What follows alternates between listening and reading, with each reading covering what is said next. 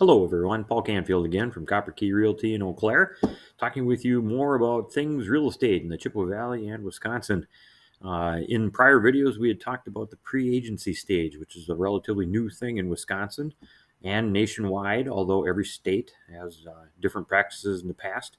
But for Wisconsin, at least, as of August of 2024, the rules have changed. We now have an additional form to give out to customers that are out in the marketplace looking at talking about buying real estate.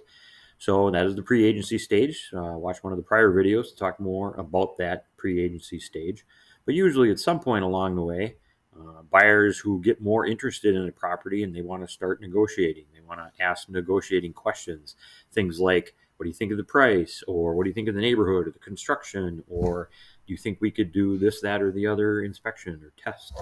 All those things related to actually acquiring an interest in a property, those indicate that we need to move on to the next stage, the thing beyond the pre-agency stage, which gives us two more options, or gives buyers two more options, we should say, where a buyer could become our client, and that's where you sign a buyer agency contract, or where the client or the customer, does not want to be a client. They do not want to hire us to work on their behalf.